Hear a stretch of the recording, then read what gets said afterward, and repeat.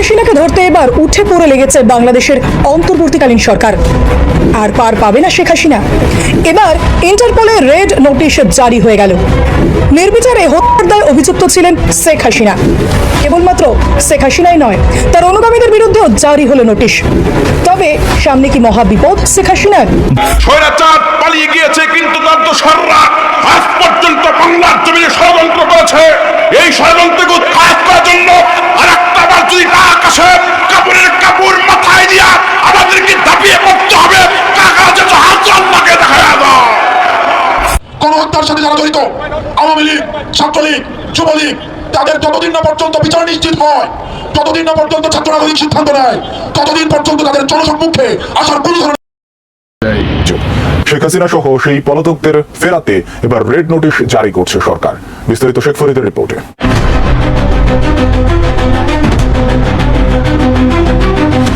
বৈষম্য বিরোধী ছাত্র আন্দোলনকে কেন্দ্র করে গত জুলাই আগস্টে গণহত্যা চালায় শেখ হাসিনার সরকার।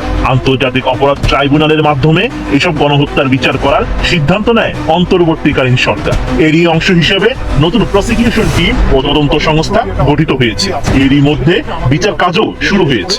দল হিসাবে সরকার যখনই বলবেন তখনই আমরা তাদেরকে বিচারের মুখোমুখি করার জন্য প্রস্তুত করতে পারি। এখন পর্যন্ত গুম, গণহত্যা সহ আন্তর্জাতিক অপরাধ ট্রাইব্যুনালে 60টিরও বেশি অভিযোগ জমা পড়েছে শেখ হাসিনা সহ আওয়ামী লীগ, 14 দলের নেতা ও আইন শৃঙ্খলা বাহিনীর সাবেক শীর্ষ কর্মকর্তাদের বিরুদ্ধে।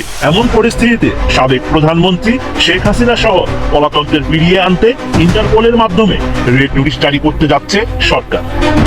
ট্রাম্পকে ট্রাম্প কার্ড বানিয়ে পুনরুত্থান চাইছে আওয়ামী লীগ।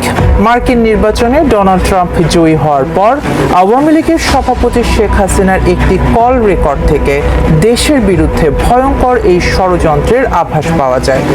ভারতে বসে শেখ হাসিনার এই ষড়যন্ত্র কি আদৌ সফল হবে?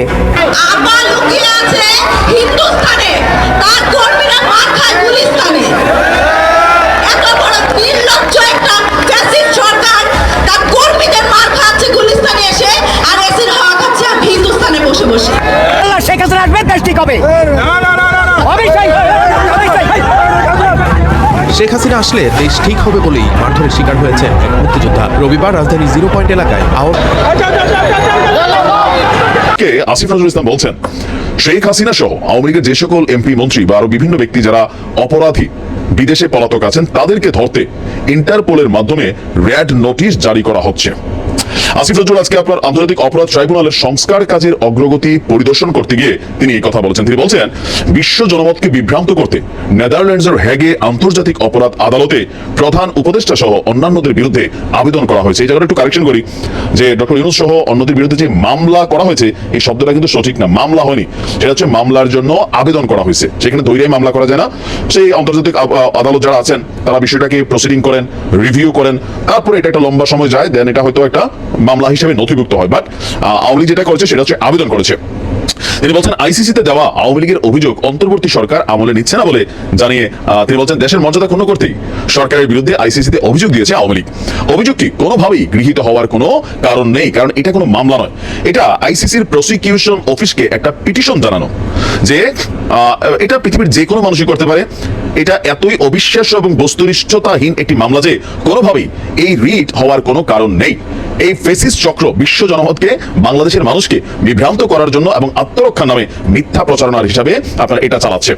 তো বলা হচ্ছে যে আপনার গত 14 অক্টোবর যে আন্তর্জাতিক অপরাধ ট্রাইব্যুনাল পুনর্গঠন করা হয়েছে, সেখানে মোটামুটি সব টিম রেডি।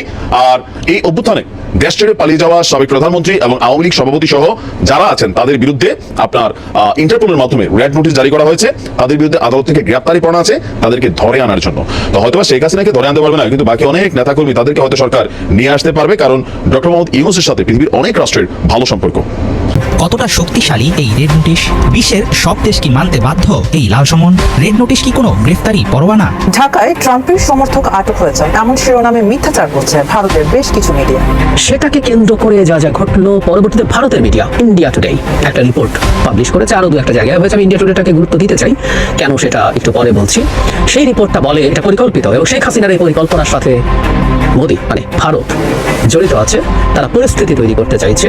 কি পরিস্থিতি তৈরি করতে চাইছে এবং কেন করতে চেয়েছে? এইসব আলোচনার মধ্যে শনিবার সন্ধ্যা থেকে ফেসবুকে একটি পোস্ট ভাইরাল হয়েছে, যেখানে দাবি করা হচ্ছে ডোনাল্ড ট্রাম্প মনে করেন শেখ হাসিনাই বাংলাদেশের প্রধানমন্ত্রী। শনিবার সন্ধ্যায় বাংলাদেশ ছাত্রলীগের চট্টগ্রাম মহানগরের সাবেক সাধারণ সম্পাদক নুরুল আজিম রানীর ফেসবুক অ্যাকাউন্ট থেকে ডোনাল্ড ট্রাম্পের বক্তব্যের দাবিতে এমন একটি পোস্ট করা হয়। পোস্টটিতে লেখা, আমি মনে করি শেখ হাসিনাই বাংলাদেশের প্রধানমন্ত্রী। পিবিটি ব্রডকাস্টকে দেওয়া এক সাক্ষাৎকারে আমেরিকার প্রেসিডেন্ট ডোনাল্ড ট্রাম্প এই কথা বলেন। এই সময় তিনি বাংলাদেশের অবৈধ দখলদার সরকারকে উদ্দেশ্য করে বলেন, যারা বলেন শেখ হাসিনা পালিয়ে গেছেন তারা আমাকে পদত্যাগ পত্রটি দেখান। ভাই গুলি খাইছে আবু সাইদ, গুলি খাইছে মুগ্ধ, ট্রাম্প পাইয়া গুলি খাইবে না। এখন যদি কেউ মনে করে আমাদের দ্বিতীয় জাতির পিতা ট্রাম্প, তাহলে মনে করে আমাদের কিছু করার নাই। আমার মুখে আছে হিন্দুস্তান